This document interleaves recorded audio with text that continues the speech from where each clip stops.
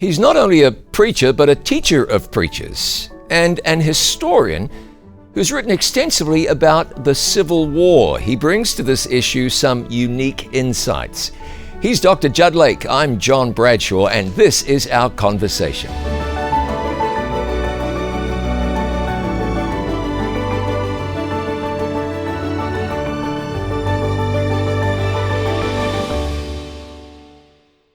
Dr. Jud Lake, thank you so much for being here. Pleasure to be here, John. A special pleasure to have you here. Listen, we're going to talk about the Civil War from, I think, a really unique perspective that is frequently or is infrequently discussed. We'll look at it from a spiritual perspective and what the war and the flow of the Civil War meant, looking at it from maybe a biblical view. But before we get to that, who's Jud Lake? Where are you from? Jud Lake. I'm from Alabama. Which part of Alabama? Born Huntsville, Alabama. Oh, look at that. Northern Alabama. Not terribly far from where we are. That's here right. On the outskirts of Chattanooga, Tennessee. When you were a little boy, you were one day going to grow up to be what? Wow, a football player. Oh, yeah? Which is funny considering my size. Okay, but every boy's going to grow up to be a football player. That's right. Or a fireman or an astronaut or something like that. You ended up becoming a minister of the gospel and then a teacher of ministers. So somewhere between the boy wearing the oversized helmet, between there and standing in a pulpit, preaching from a Bible, between those two places, a change in your worldview occurred. What brought that about? Yes. Well, it was when I was 17 years old, and I was searching for God. I was very interested in things like the end of time. I was attending the United Methodist Church at the time. I grew up in the United Methodist Church. Good people. And I was interested in end-time events. Methodism, United Methodism, was not so much into that. And so I was studying with Baptists about the rapture and second coming, things like that. And I heard about an evangelistic meeting that was dealing with end-time events. And I went to it, and it was more than just end-time events. It was about becoming a Christian, about knowing God better, as well as studying Daniel and Revelation. And I attended those meetings, and I learned Bible truths I'd never heard before. And most importantly, the visuals that the evangelists used, they were pictures of Jesus in His second coming. Growing up a Methodist, I really didn't hear much about the second coming of Christ. And to see those pictures of Jesus coming in the clouds of heaven moved my soul. And through that experience, I came to know Jesus. And that was my conversion experience. Where were your parents during this time? Were they walking with you on this journey, or were they wondering what was going wrong with their boy? It was a journey on my own. Really? And I was able to drive, and I would drive downtown to see these meetings. And so you made a big turn in your faith experience. What did your parents think? Did you have their approval? They thought it was good because it was a very positive turn in my life. Oh, that's good. Compared to things I was doing before, getting into trouble and things like that. So were you a troubled kid or a kid who occasionally found trouble? Maybe a combination of both. Okay. I wouldn't say I was a kid that did a lot of really bad things. I did little things. I got into some vandalism one time, did the typical smoking marijuana, things like that, but not any serious drug issues or serious crime issues, nothing like that. So go back to 14, 15-year-old you and meet your friends, the kids you used to monkey around with. Tell them then that 20 years later you're going to be a preacher of the gospel, and they would have said, no way. Oh, really? Yeah. In fact, one of my friends from that era, years later, when I was studying at a Christian university to become a pastor, Southern Adventist University, where I teach now. Oh, yeah. He came to visit me, and we hadn't seen each other in all these years, and he just was blown away that I was studying to be a preacher. Because back then I was a crazy kid, and we were into UFOs and space and science fiction and all those type of things, and the thought that I would become a preacher back then was just not in my mind, and certainly not in my buddies' When minds. you were 17 going through this metamorphosis, were you aware, as you were learning and growing in your faith and learning new things, were you aware my life is really about to change? Did you have that sense? Yeah. Yeah, as I was listening to the meetings, learning these new Bible truths, encountering Christ in a way I never had before, it felt like something epic was happening in my life. And that, in fact, is what happened. It changed the entire course of my life. Pretty quickly? Mm-hmm. Okay. I joined another church, Yeah. the Adventist church, Yeah. and I went off to an Adventist school. Oh, you did? My parents allowed me to go to a boarding school. And it was... what were they thinking? They figured that for the first time in my life, I had focus, I had a meaning and a purpose. That is something they hadn't seen before. Yeah. So when you eventually went off to an Adventist university, you started studying for the ministry, did they think, oh, this is getting away from us, or did they say, good boy, he's doing something this was honorable? great. They really did. My mother, to this day, is a very devout Methodist, Bible-believing, Jesus-loving Christian. And proud of you? Absolutely. That's Her wonderful. prayers through the years, I believe, have made a profound difference in my life. Oh, how outstanding is that? Well, that's great. And while we may be different denominations, she's a Methodist, I'm an Adventist, our hearts are one in Christ. Sure. And that's just been the greatest blessing in my life. And why should it not be that way? Mm-hmm. Absolutely. Okay, so you went off to an Adventist high school, and then you decided you're going to go to college. From the outset, going to college, were you going to study for the ministry? Absolutely. Oh, you were? As soon as I got to the boarding academy and developed a group of friends that are my life friends to this day. And this was a school called Bass Memorial Bass Academy, Memorial correct? Academy, Yeah. that is correct. And it was the connection with fellow believers, making new friendships, forging new lifelong friends that is what changed my life. And in just the experience there, I'd never been to a school that was Christian like that. I'd gone to public high schools all my life. And that's where I felt that tug in my heart. I want to serve God full time. Okay. I want to be a preacher. And so I had preaching opportunities at Bass Academy. Oh, fantastic. So before we're done, we want to talk about preaching. You're an author. Among other things, you've written about the Civil War. I want to talk with you about that soon. There's really a lot to cover. But first, your life has changed. You are at a church university. You're studying for the ministry. They cut you loose. You became a pastor. Whereabouts? Back in the South? That's right. I went to the Gulf States Conference of Seventh-day Adventist, Alabama, Mississippi area. Pastored there for about 10 years. Yeah. How did you enjoy pastoral ministry? Oh, I loved it. It was great. Biggest challenges? Two of the biggest challenges. What were they? Dealing with cranky people. and I bet if I asked you the greatest joy, you'd say dealing with wonderful people. Yes. Yeah. Well, most of them were wonderful. Yeah. You know, every pastor, you're going to be challenged by people and relationships, but in general, the Adventist people are good people. No doubt. And it was a wonderful blessing. But that was a challenge. And then basically time management. Why? Because you pastor, it's full time, 24/7. Yeah. And you've got to manage your home life, your personal life, your own devotional life. You've got to attend to your flock, and it's not like a 8 to 5 job. It's full time. How many churches did you have when you first came out of college? I had 2. Okay. And Two did you churches. ever have more than 2? No, I'm sorry. When I started with 3. Yeah, there you go. That's right. I started with 3. I ended up with 2. Yeah. In Gulf States. Yeah. I wonder, and I don't mean the poor us thing. I don't mean that. But I wonder if many people, or what percentage of a congregation really recognizes the challenges that a pastor faces in keeping all those plates spinning. You've got to be a psychologist, to some degree a counselor. You've got to be a preacher. You've got to be, you're running a small business, you know. You're a CEO. You're a CEO. In many ways. You got to be all of these things.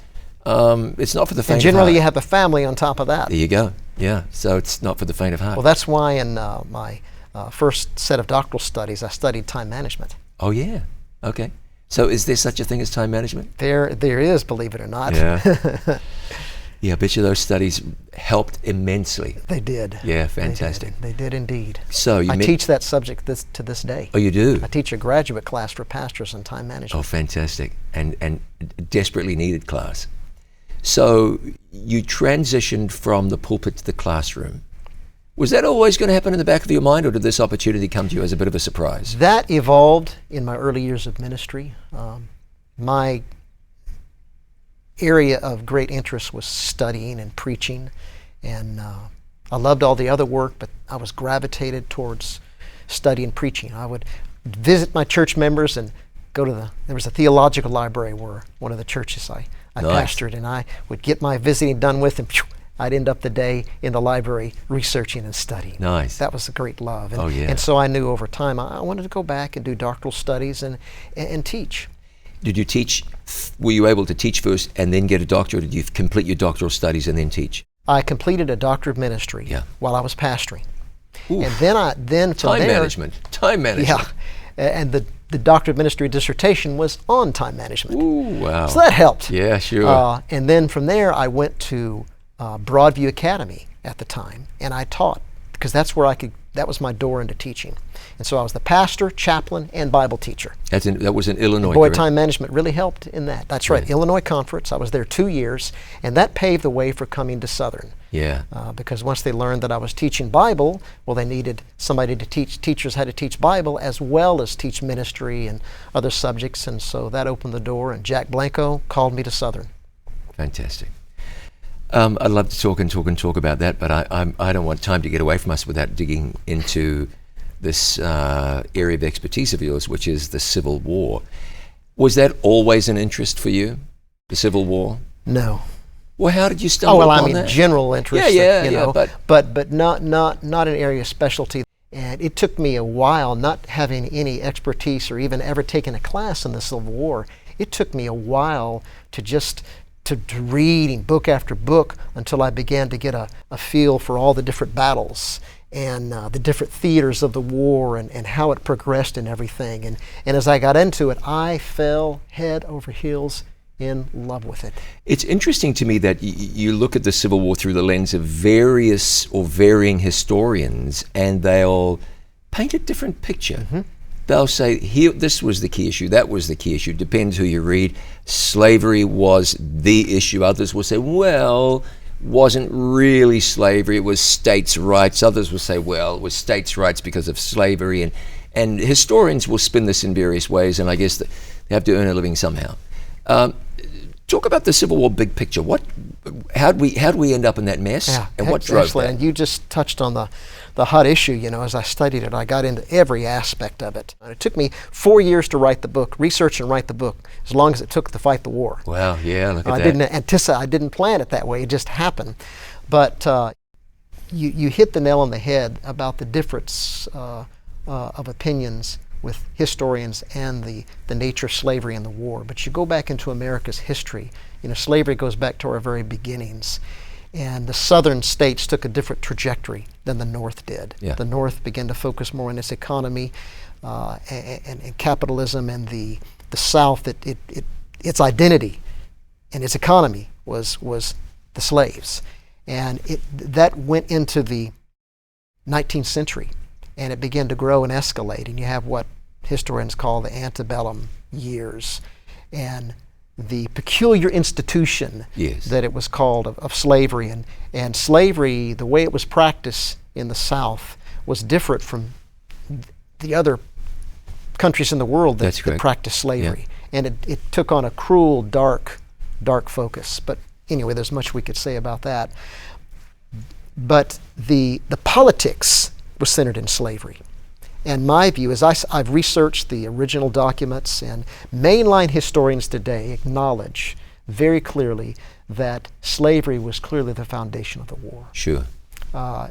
That's hard to miss. You look at the decade prior to the war in the 1850s, the major, we won't walk through it, but the major events, they were all related to slavery. You have long-term triggers, different compromises, the Compromise of 1820, Compromise of 1850, tightening up the fugitive slave law, a number of these things. The immediate trigger, and it was all connected with slavery, was really the election of Abraham Lincoln. Lincoln had argued that as the new states were developing in the West, I will not extend slavery there. We do not want to extend slavery in the West. Well, the South wanted to make those new states slave states. But Lincoln did say, look, no slave states in the West, but we'll leave slavery alone in the South. Lincoln, and I want to talk about the way he evolved throughout the war. Because he did evolve. That was, yes, indeed he did. It's interesting when people try to pigeonhole Lincoln, they say he was this. Well, he may have been this in this moment, but what was he a year or 2 years later than that? Oh, wow. You can see, and his religious life, his spiritual life, developed simultaneous with the war and the horrific tragedies on the battlefield that struck his heart, and tragedies in his own life, his marriage, the loss of his beloved son Willie in February of 1862. I mean, what the guy went through. But he was committed to saving the Union, preserving the Union, and by the Constitution. And the Southern states were rebelling and splitting up that Union in secession. But he was not committed to ending slavery. He said, and he made that clear in his first inaugural address in March 4 of 1861, I'll leave slavery alone in the South. But they didn't hear that. All they saw on the election of Lincoln was he's going to change our way of life and take slavery away from us. So that began the secession of the states. Lincoln said, I'll leave slavery alone in the South. Was it okay for Lincoln to have said that? Now, we've got to be very careful with what lens we look back in time at. Got to take place and time into account. Lincoln, I don't believe, was playing a short game. He was playing a long game. If it was okay for Lincoln to make a statement like that, why was it okay? Well, he was arguing from the perspective of the Constitution, because the Constitution had 3 slavery clauses embedded in it. And he believed it was his constitutional right to preserve the Union, but he didn't believe he had a constitutional right to change slavery in the South. So leave it alone. I mean, at the beginning of the war, it seemed almost impossible for slavery to be done away with. But Lincoln evolved through that process. And he came up with some brilliant strategies to change that, such as the Emancipation Proclamation. But let me get back to by the time the war began. What I think is fascinating is as you look at the beginning of the war and you trace it, and again, I'm looking at it from a religious perspective. That's what I did in my book with Ellen White. This is a religious interpretation of the war. And as I thought about it over the years, even since writing the book, I find it really interesting and helpful to view the war through the lens of the national fast that Lincoln called. He called 3 national fasts for prayer and humiliation. Fast days, I should say. Fast days of prayer and humiliation. Interestingly, Jefferson Davis of the Confederacy, he called for 8 days. Oh, I didn't know that. Did he really? Yeah, he called for 8 days and only 1 day of Thanksgiving. Lincoln called for just 3 days of fasting and prayer and 4 days of Thanksgiving. And you can understand with what would happen with the Confederacy, why they were desperately calling for these days of prayer and fasting, and the Lord evidently did not hear those prayers. You know what? This is a good time for us to take a break. We'll come back to that battle in just a second, great. Because there's a lot there, and I know a lot you're going to lead us through. With Jud Lake, I'm John Bradshaw. This is our conversation. More in a moment, brought to you by It Is Written.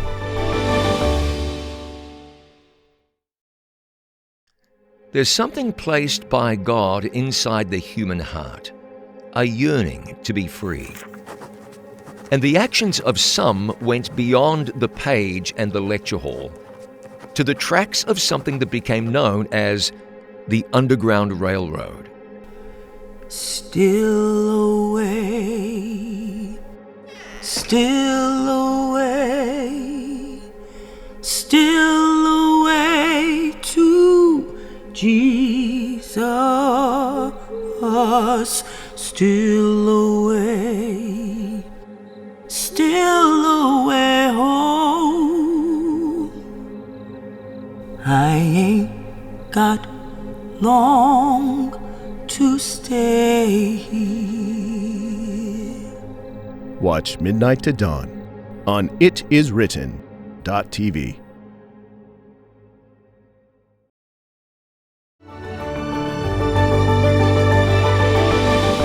Welcome back to Conversations, brought to you by It Is Written. My guest is Dr. Jud Lake. He is an historian who's written extensively on the subject of the Civil War, not just an historian, but a preacher, a minister of the gospel, a teacher of preachers, and a teacher of ministers of the gospel. A moment ago, Dr. Lake, we had entered into, you started touching on the subject of the first Battle of Manassas. Why was that so significant? What happened there as we look at some of these spiritual underpinnings of the Civil War? Mm-hmm.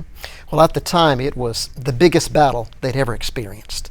Like, it was far beyond what they'd experienced in the war with Mexico, the War of 1812. The loss of life was staggering to both the North and the South. It was an interesting battle because going into that battle, both sides believed it was going to be an easy battle. They were going to whip the enemy and the war would be over. And so they go at it, and the troops are green.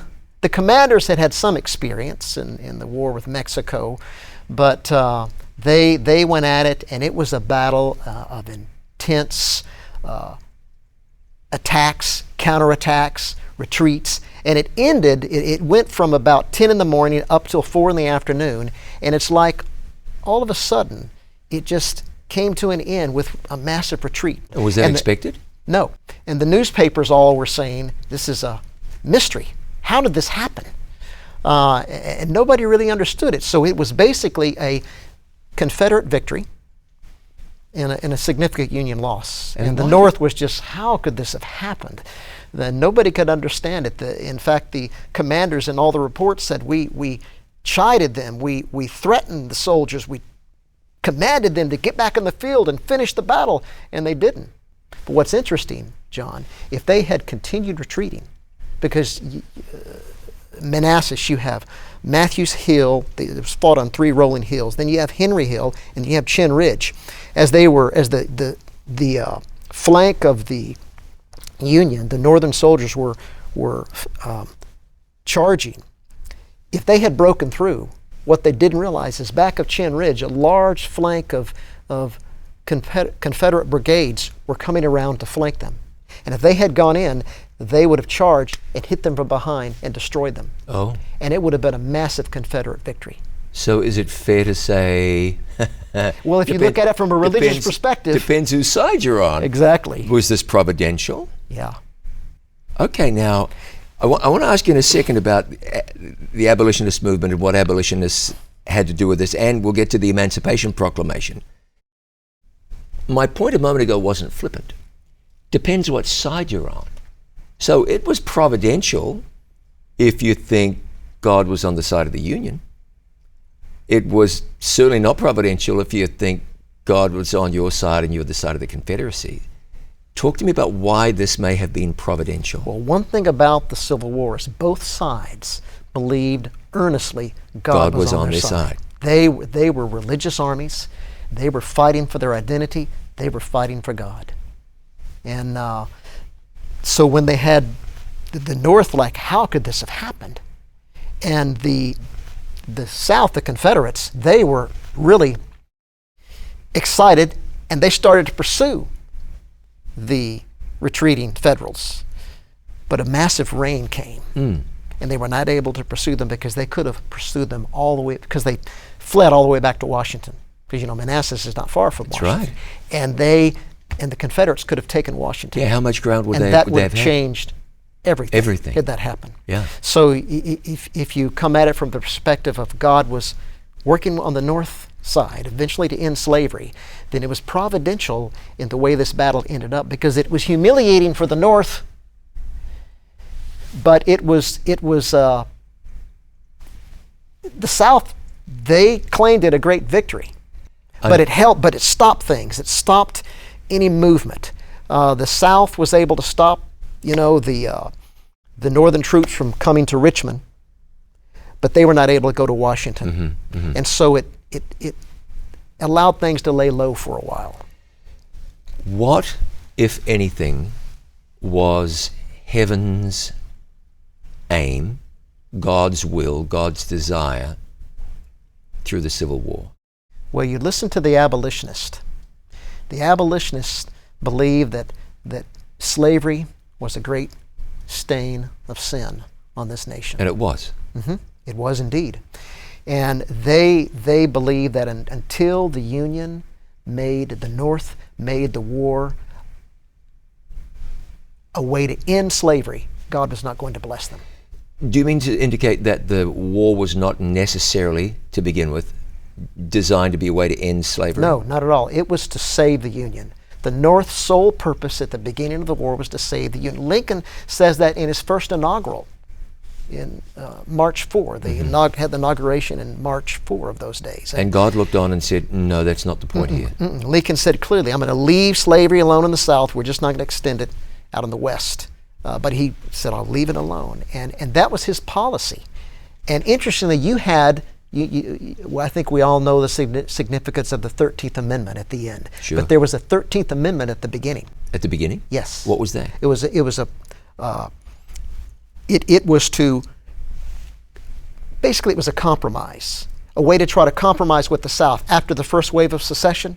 It was on March 2, I believe, that this was brought, to the Congress and to the leaders, and it would have perpetuated slavery forever, because basically it was a amendment to the Constitution that Congress shall never change the slavery Imagine clauses. that. And it would have embedded slavery in this nation forever. It would have perpetuated it forever. It's interesting when you look at the two 13th Amendments. Oh, yeah. The first one would have perpetuated it forever, and the second one abolished it forever. Well, what happened to that first one? It didn't end up seeing the light of day. It was not ratified because of the events that happened, with the war, and so it just kind of sat there, and then it was canceled out when the true 13th Amendment to end slavery was ratified. Whose idea was that first 13th Amendment? That was different pro-slavery leaders in Congress. That was the problem with America, with the North.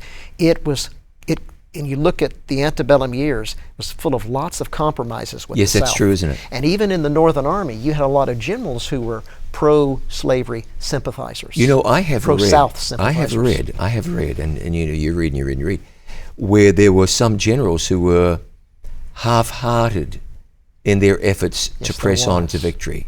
And one of the most frustrating to me, as I read about him in battle, was George McClellan. Sure. George McClellan was an excellent organizer. In fact, after the loss in Manassas, Lincoln had George McClellan, who'd won a couple of small battles, take the troops and shape them up, and he did just that. Shaped them up. But when it came time to fight, McClellan was a poor fighter, and Lincoln literally pulled his hair out. A lot of those gray lines on his face, part of that was from McClellan. Okay, so listen, was McClellan a poor fighter only, or was he just not really committed to the cause? I think it was a combination of both. You have different perspectives on that. Yeah. But there's times where you look where McClellan could have pursued a battle, and he would actually withdraw his troops. And he's not a good fighter because when he would go pursue Lee, sometimes on the Maryland campaign, to go after Lee, this is in 62, he hesitated. He actually, I'm jumping ahead here, but this is on the Maryland campaign in the summer of 62, he actually came across an incredible find. Somehow, a copy of Lee's orders for his army were wrapped. They had cigars were wrapped in it. Oh. And one of the generals evidently left it by a fire. And then when McClellan's troops came in, a low-ranking officer found this, and cigars, great, cigars, and open up. Whoa, what is this? And it was authenticated, passed up the lines to McClellan. He had the key to defeating Robert E. Lee's army. Well, yes, what did he do? Because Lee was going to split it, and McClellan he even said, these quotes saying, I now have a way to defeat Bobby Lee. And he sat on it for over a day. Why? Finally went up because he just hesitated. We don't know the details why, but that's where he was, had it been swapped, had Robert E. Lee found his orders, Lee would have launched his troops within an hour. Yeah. Within half an hour. But McClellan waited, and by the time he waited, it was too late. He'd lost the golden opportunity. And that set up the foundation, the groundwork for probably the most significant early turning point in the war, which is the Battle of Antietam. before I get to that, shall I back up and kind of walk to that, or how do you want to do that? Please do. Okay. No, I wonder if you could go back a little bit and Because I walk want to us. talk about those fasts in relationship to this. Let's do that. Let's go back.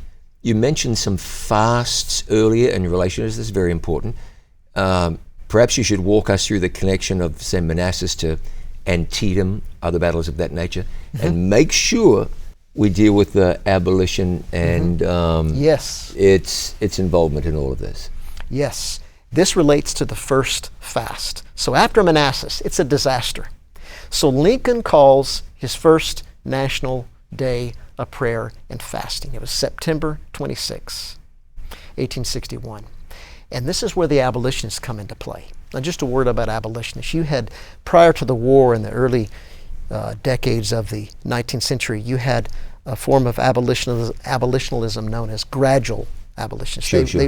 They wanted to gradually do away with slavery. And but you then, can understand that line of thinking. yes, and in 1831, William Lloyd Garrison, who would become the most famous abolitionist, white abolitionist, he launched his Liberator Journal, and he determined to end slavery now. Sure. That began immediatism, And immediate abolitionism. And you can understand that line of thinking. Exactly, Yeah. and that lasted up until the war. And those guys grew and escalated. The abolitionist story is an interesting one of twists and turns. And the Garrisonian abolitionists, as they're called, they fought with one another. They broke off. Then you had a group of political abolitionists, evangelical abolitionists, and even spiritualists. Spiritualists were some of the greatest patriots in the Civil War. Have mercy, didn't Yes, expect to indeed. hear you Very. say that. They were. And then you had community abolitionists, different people. But anyway, they were all. They were calling for the immediate end of slavery. You had some in the legislative halls of Washington as well. And so this went up to the Civil War. And in that time, Frederick Douglass, escaped slave, who became the most well-known black abolitionist in America before, during, and after the Civil War, he had Lincoln's ear through the war. And Lincoln listened to the abolitionists. He listened to Frederick Douglass. But when Lincoln called this fast now, back to the fast, in September 26, the abolitionists condemned it. Because slaves were escaping when the Union was advancing with its armies. Slaves were escaping to the lines. They were repulsed. They were sent back to slavery. Oh. And the Union's focus was saving the Union, not to end slavery. So the abolitionists condemned this fast. You read in different circles. All of them, they said, God is not in this, that the whole country was praying and fasting. God is not going to hear these prayers. Well, interestingly, he evidently didn't. Because that's where you get into, and I want my notes here because there's so much detail on this. I have a mind map of the war, and I use this when I talk about some of the details. But so McClellan, in the fall, McClellan built this big army, and then Lincoln said, go to Richmond next winter and take it. And McClellan, it was like slow as a snail. He finally got going. And so what happened in the spring and finally the summer, you have a series of these battles associated with Richmond. But I should add that the first big battle, which is much bigger, much greater loss of life than Manassas, was Shiloh, right in our neck of the woods here in western Tennessee. Sure. And Shiloh was a huge battle that shocked the country with a loss of life. That's where Ulysses Grant came into play and orchestrated that battle. It was a marginal win by the Union, but the loss of life was so great it wasn't like a victorious battle for the Union.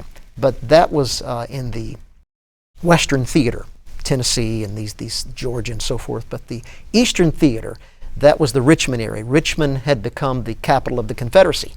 And so McClellan, that summer, surrounds it. And you have a series of these different battles. Thomas Jackson, or Stonewall Jackson, is in the Shenandoah Valley. That was the breadbasket of the Confederacy. And he launched a series of battles against Union troops that were just brilliant. And he became a terror to the Union. And that was a great loss. And then McClellan battled with Johnston, the general, in the Battle of Seven Pines. And that Johnston was wounded, and Jefferson put Robert E. Lee in his place, an unassuming general whom McClellan did not respect.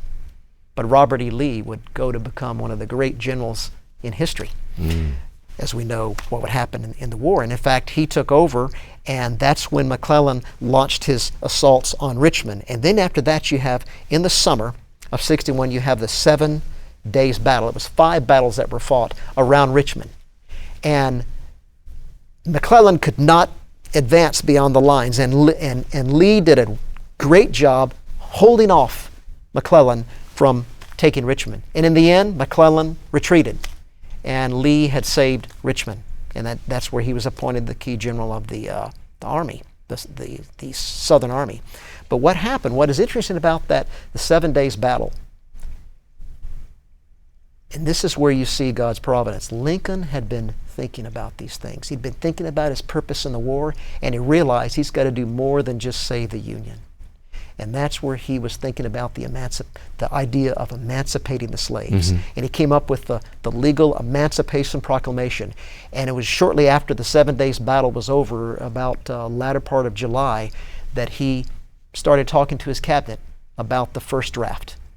And he had written it probably early in that summer and shared it with them. And basically the consensus was, especially by the Secretary of State Seward, he said, wait till a battle victory.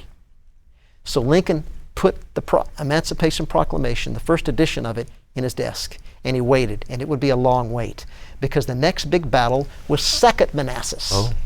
And it looked like the Confederacy was going to win. The morale of the North was low. Lincoln was just in despair. Now, you said something a minute ago that I've got to give you an opportunity to defend. You referred to Robert E. Lee as one of the great generals of history. Now, we remember that he was batting on the wrong team. It's not in terms of military strategy. That's what I mean. Oh, and I know that. I know you don't have a Robert E. Lee I'm not a fan. Poster on your bedroom wall, but not a fan. It can be said, and should be said by honest people, that Robert E. Lee was a great military strategist. Correct. Definitely. Yeah, and that's wasn't what you meant by perfect, that. But overall he was very good. Tremendously Grant. effective. Yeah, if the Confederacy had had more than 1 or 2 McClellans on their side, they might have lasted weeks, not years. That's right. Yeah. So it's interesting, isn't it, that these very brilliant people who fought for the Confederacy and ultimately succeeded in prolonging a bloody, ghastly, costly... Lee was from Virginia. Yeah. So was Thomas Jackson. The best generals were in Virginia. So that's why when Virginia seceded in that second wave, the North knew, okay, this is going to be a fight. Yeah, imagine if they hadn't. Things might have turned out very differently. Yeah. Okay, there's much more to cover. We were going to talk about preaching. I don't know if we'll get to that. We may have to talk about that another time, but let's see how it goes. I'm glad you're with us, and I'm glad he's with us. He is Dr. Jud Lake. I'm John Bradshaw. More of our conversation in just a moment. Brought to you by It Is Written.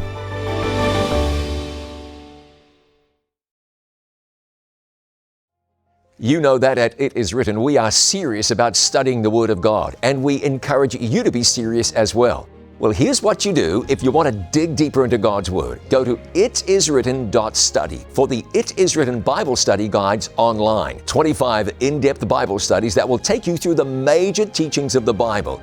You'll be blessed, and it's something you'll want to tell others about as well. Itiswritten.study. Go further. Itiswritten.study.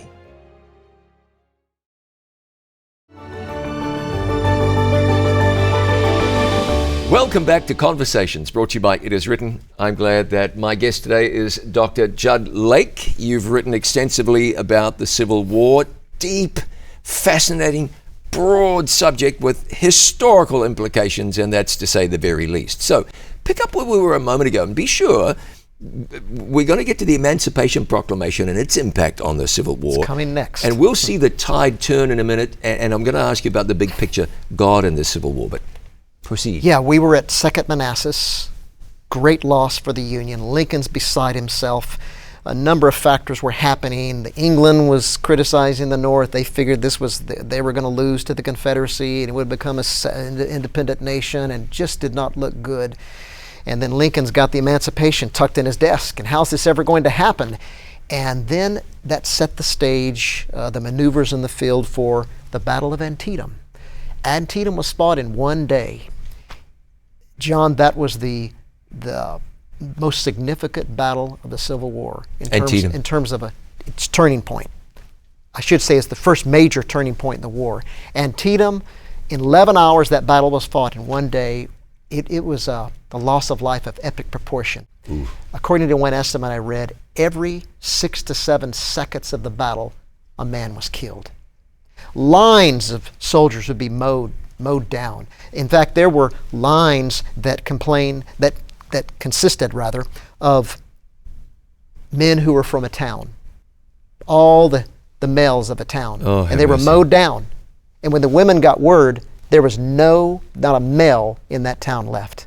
All their sons, their husbands were gone. There was nothing left but women to run the town. That happened a lot in the Civil War because these men would join together as militia, and they would join as towns, and so they would march together. And so at Antietam, they were just mowed down. The day after the battle, soldiers describe the battlefield as they walked it. It was a carnage of epic proportion. I won't even begin to describe how horrible it was in some of the testimonies. In other venues, I share about the testimonies of soldiers and what they saw. It was horrific.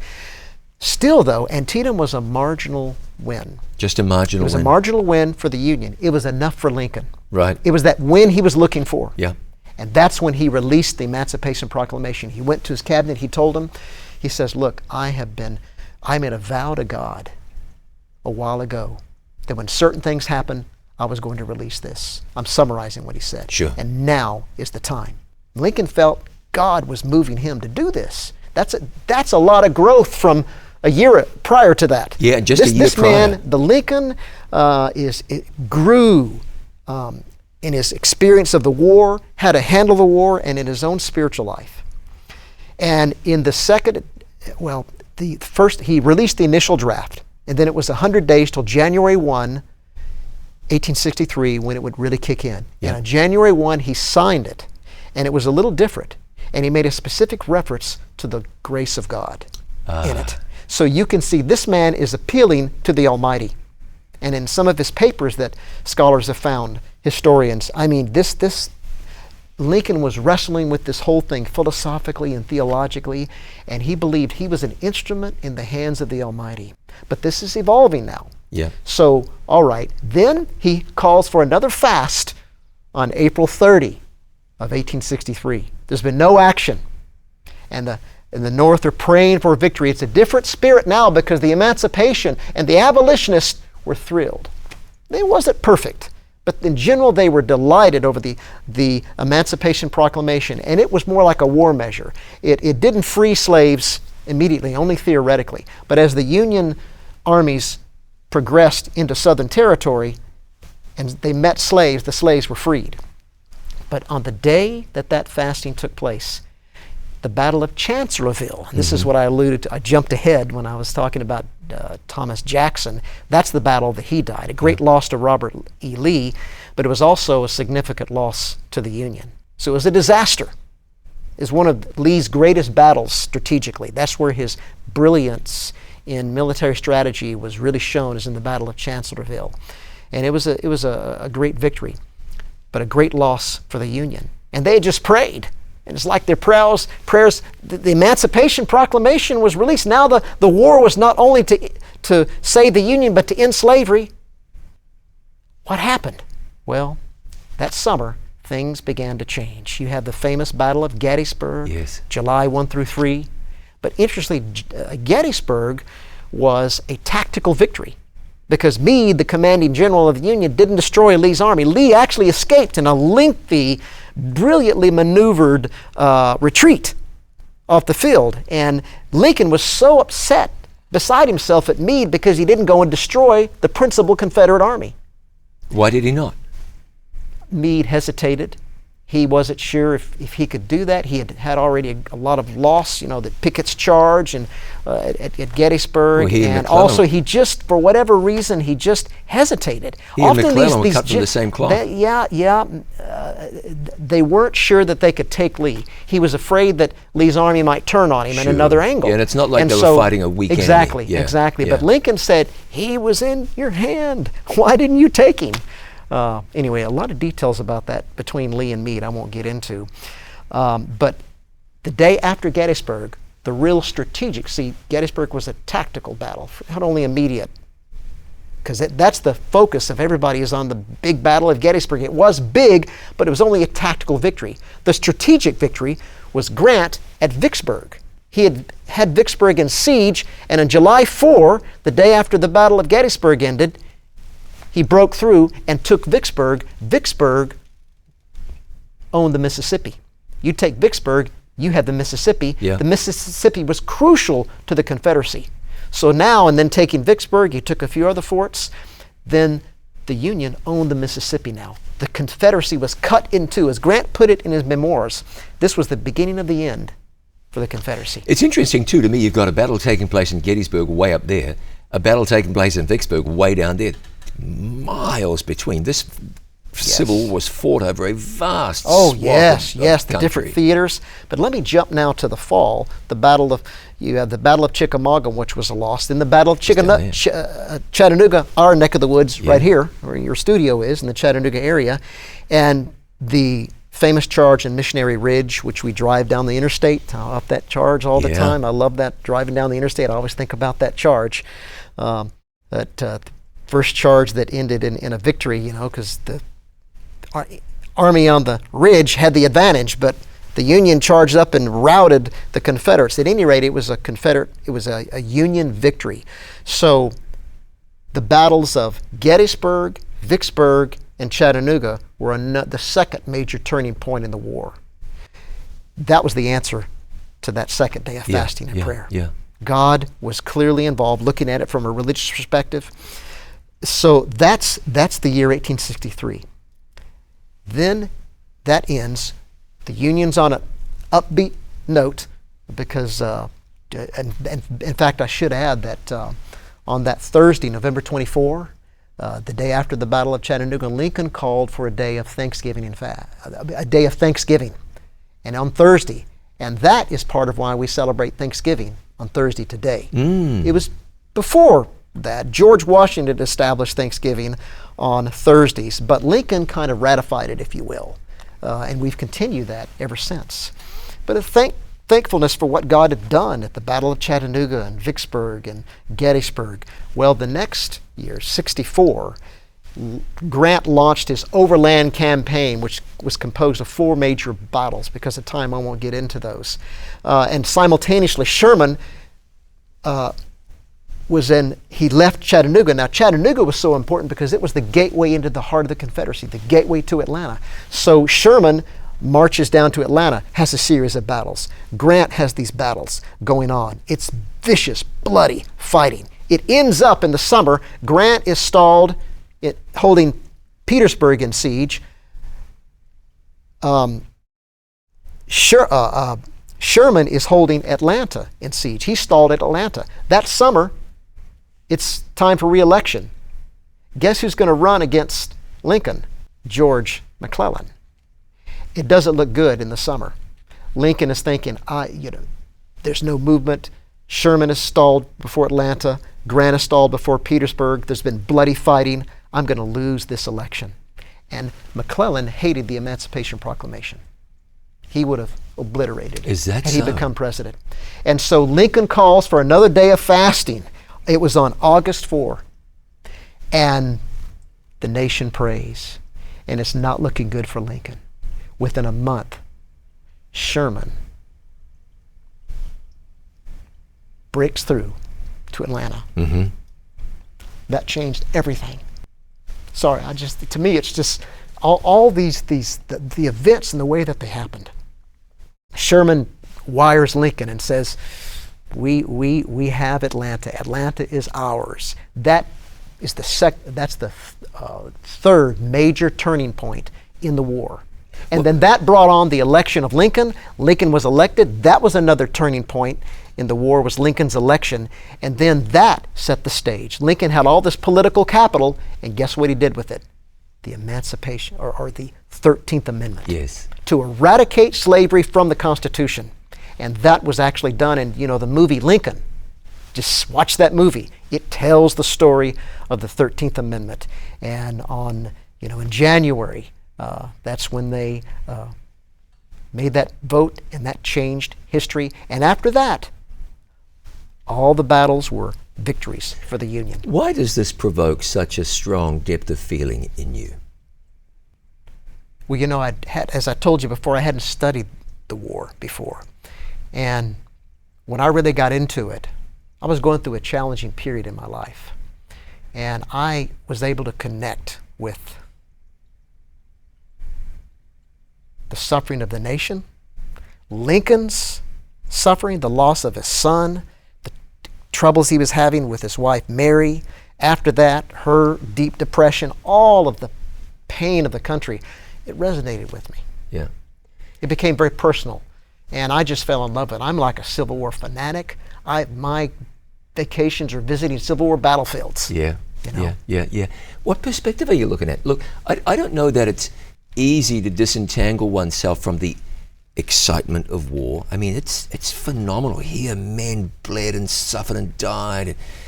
Pickett's charged there at Gettysburg, and you wonder, what were these people thinking walking into gunfire? Couldn't they have been tactically more smart we could than discuss that? what it was like as a soldier walking in the battle. Oh, have mercy. And I have stories of what it was like on the battlefield. So there's all of that. There's this great drama that connects with you almost on a visceral level. Yes. But then, as a man of God, you don't just look at this as the little boy walking with his daddy across the battlefield listening to stories. I'm assuming there's no way you can look at this as a preacher, minister of the gospel, as a theologian, without looking at the spiritual picture. Oh, here. absolutely. So you see the moving of God in here, and frankly, that's how I what most interpret it. historians don't see. Mm-hmm. That's how I interpreted it. I was kind of looking at it through those fasting and God eventually answering all of those prayers. Yes. Because you look at those 2 latter days of fasting and prayer, not immediately, but over months, God answered those prayers dramatically. Let me tell you a quick story, if I have time. Sure you do.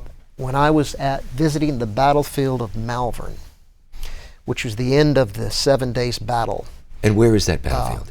That's right out of around Richmond. Okay. Richmond, Virginia area. The Malvern and it's one of those rare battlefields that is preserved perfectly. You know, houses aren't built. There's no highways through it, and it's preserved. It looks exactly like it did in the day it happened. And Lee sent his troops charging up this gentle slope, and they were just bombarded and massacred by the Union artillery. And one field officer who was on that at the top of the hill, he remembered when the next day, when the mist rose, the fog rose, he saw the field just scattered with bodies. And half of them were alive. They were wounded. And he said that they were moving. And he said it gave the entire field a crawling effect. It looked like the entire land was moving. And a horrible picture of suffering and war. And I was there, and I read that statement by that officer, and I positioned myself in about the same place where he was. And it was a serene summer day. Yeah. You know, perfectly peaceful, and I was in that position, surveying the field, imagining what it was like, imagining the cries of help and suffering. And it just struck me the horrors of war. That's right. The horror of sin and what it does to us, what it's doing to this planet. And I thought of the great cosmic battle between Christ and Satan that the Bible describes, and Christ's ultimate victory. And I just, all those thoughts flooded my mind as I pondered that battlefield and the suffering and carnage of war. And that's really a microcosm of the suffering of the entire planet over the ages. And that's why we long for Christ to come and end all of this. From God's perspective, now I'm going to ask you to put words into God's mouth. Don't worry, preachers have been doing that for a couple of thousand years.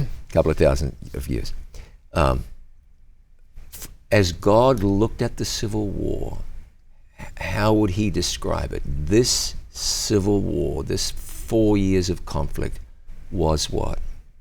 And achieved or was to achieve what? Ultimately, to purge this land of slavery. That was a high sin against God, as the abolitionists said. But I think God's perspective on it is best captured in Abraham Lincoln's Second Inaugural Address. Mm-hmm. Lincoln, at the end of the war, finally realized that the war was God's punishment for slavery on this nation. And God, I think He gave this long, drawn-out, horrible, bloody war as a punishment for the sin of slavery. And the sacrificial lamb was Abraham Lincoln, who was assassinated after the victory. When the American people, the North, was so elated, and then to hear of Lincoln's assassination, that changed everything. That's how some historians, looking at it from a religious perspective, have said that Lincoln was like a lamb sacrificed. Interesting almost way like to describe Christ. it. Yeah. Yes. Interesting way to So I describe think it. God spoke through Lincoln. I wish we had time to walk through the Second Inaugural Address. That eloquent, without question, as significant as Gettysburg Address was, the Second Inaugural Address is Lincoln's finest speech, most profound speech, most theological speech. And he describes, with malice towards none. It's charity towards all. That's God speaking, I believe, through Lincoln's Second Inaugural Address. That's what God thought about the wars, what Lincoln said in the Second Inaugural Address. Interesting, isn't it? 4 years of turmoil, or decades of turmoil, as a matter of fact. Slavery ultimately abolished. Its impact hung around and hung around and hung around as people didn't want to accept the will of God. The two great contributions of the Civil War, the Revolution created the nation. The Civil War preserved a nation. It took years to reconstruct the Union, but it was a nation again. So it preserved the nation, or created a nation, really, and preserved the nation, and ended slavery as an institution. As we all know, we still struggle with racial issues to this day. But slavery as an institution, thank God, was eradicated in the 13th Amendment. Amen. Dr. Lake, thanks so much for your time. This has been absolutely fantastic. Pleasure. You know what we tried to do? We tried to do a lot in a little. Maybe we'll need to carry this conversation on sometime. Sorry, I got too much detail on some of the battles. There's so much detail. How could you do anything else? Thank you so much. It's been an absolute joy. And thank you for joining us. This has been truly a blessing. He's Dr. Jud Lake. I'm John Bradshaw, and this has been our conversation, brought to you by It Is Written.